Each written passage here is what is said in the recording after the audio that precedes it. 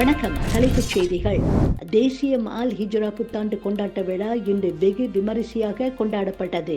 பேரரசர் சுல்தான் இப்ராஹிம், பேரரசியார் ராஜா ஜரீத் சொஃபியா ஆகியோர் கலந்து கொண்ட இந்த விழாவில் அவர்களை பிரதமர் டத்துஸ்ரீ அன்வார் இப்ராஹிம் வரவேற்றார். விழாவில் நாட்டின் வளப்பத்திற்கும் மக்களின் நல்வாழ்விற்கும் பிரார்த்தனை செய்யப்பட்டது.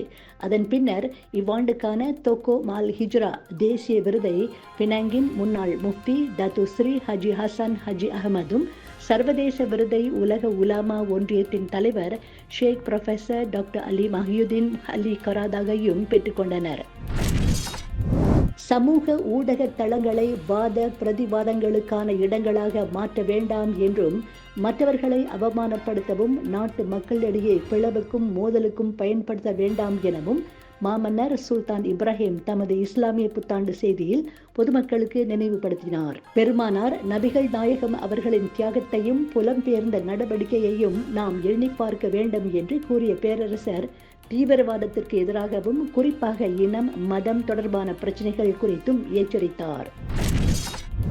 இணைய பகடிவதைக்கு இலக்காகி தற்கொலை செய்து கொண்ட ஈஷா எனும் இந்திய இளம் பெண் விவகாரம் தொடர்பாக காவல்துறையினர் உரிய நடவடிக்கைகளை முன்னெடுப்பார்கள் என்று தொடர்பு அமைச்சர் ஃபமி ஃபசில் உறுதியளித்துள்ளார். டிக்டாக் வாயிலாக வலம் வந்து கொண்டிருந்த அப்பெண் நெட்டிசன்களால் இணைய பகடிவதைக்கு இலக்கானார். அதோடு மன உளைச்சலுக்கும் ஆளான அவர் தற்கொலை செய்து கொண்டார்.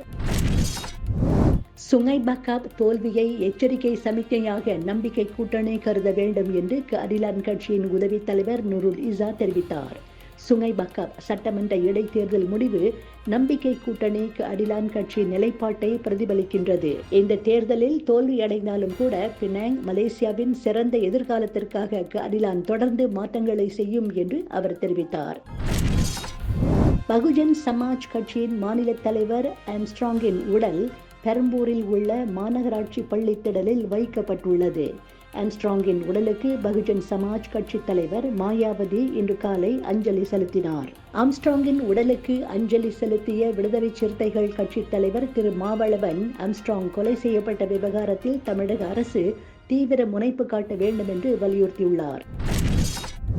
குஜராத் மாநிலம் சூரத் நகரில் 6 தளங்கள் கொண்ட அடுக்குமாடி கட்டடம் இடிந்து விழுந்து விபத்துக்குள்ளானதில் 7 பேர் பலியாகினர். 10க்கும் அதிகமானவர்கள் காயமடைந்தனர். இடிந்து விழுந்து விபத்துக்குள்ளான கட்டடத்தில் அங்குள்ள ஜவுளித்துறையில் வேலை செய்யும் பல்வேறு புலம்பெயர் தொழிலாளர்கள் குடும்பத்துடன் வசித்து வந்திருக்கின்றனர். இடிபாடுகளில் இன்னும் எத்தனை பேர் சிக்கியிருக்கின்றார்கள் என்பது தெரியவில்லை என்று மீட்புக் குழுவினர் கூறியுள்ளனர்.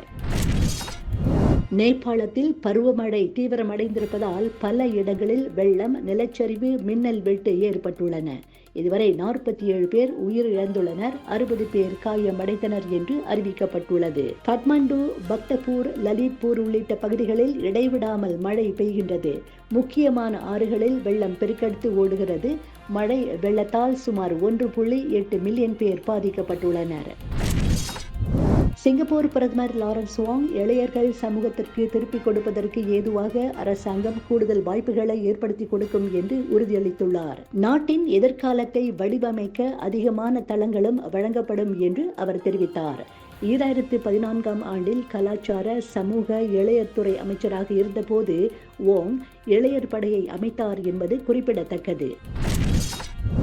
மேற்காப்பிரிக்க நாடான கென்யாவில் புதிய வரி விதிப்பு மசோதாவை எதிர்த்து போராடியவர்களிடம் போலீசார் அடக்குமுறையை கையாண்டதற்காக அந்த நாட்டு அதிபர் வில்லியம் ரூட்டோ மன்னிப்பு கோரியுள்ளார். அவர் தாக்கல் செய்த மசோதாவுக்கு எதிராக நாடு முழுவதும் போராட்டம் வெடித்தது. இதில் 22 பேர் உயிர் இழந்தனர். இறுதியில் அந்த மசோதாவை ரூட்டோ திரும்ப பெற்றார். டைட்டானிக், அவதார் மற்றும் Avatar the way of the water ஆகிய படங்களுக்காக ஆஸ்கர் விருது வென்ற தயாரிப்பாளரான ஜான் லாண்டோ காலமானார். அவருக்கு வயது 63. அவரது இறப்பு குறித்து அவதார் பட இயக்குனர் ஜேம்ஸ் கெமரூன் வெளியிட்டுள்ள அறிக்கையில், அவதார் குடும்பம் எங்கள் நண்பரும் தலைவருமான ஜான் லாண்டோவின் இழப்பால் வருந்துகிறது. அவர் தயாரித்த படங்கள் மட்டுமல்ல, அவர் கட்டமைத்த அக்கறை, அயராத நுண்ணறிவு முற்றிலும் தனித்துவமானது என்று தெரிவித்துள்ளார். முன்னாள் கிரிக்கெட் வீரர் மகேந்திர சிங் தோனி தமது பிறந்த நாளை மனைவியுடன் கேக் வெட்டி கொண்டாடினார். பிரபல கிரிக்கெட் வீரர் மகேந்திர சிங் தோனிக்கு இன்று 43வது பிறந்த நாள். இதனையொட்டி தமது பிறந்த நாளை மனைவி சாக்ஷியுடன் கேக் வெட்டி அவர் கொண்டாடினார். இருவரும் ஒருவருக்கொருவர் கேக் ஊட்டி தங்களது அன்பை பரிமாறிக்கொண்டனர். அவரது ரசிகர்கள் இணையதளங்களில் ட்ரெண்ட் செய்து தோனியின் பிறந்த நாளை கொண்டாடி வருகின்றனர்.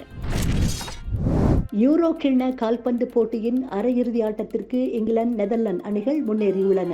இங்கிலாந்து அணியும் சுவிட்சர்லாந்து அணியும் மோதிய ஆட்டம் 1-1 என்ற கோல் கணக்கில் சமநிலை கண்டது. பெனால்டியில் சிறந்து விளங்கிய இங்கிலாந்து அணி 5-3 என்ற கோல் கணக்கில் சுவிட்சர்லாந்து அணியை வீழ்த்தி அரையிறுதி சுற்றுக்கு முன்னேறியது.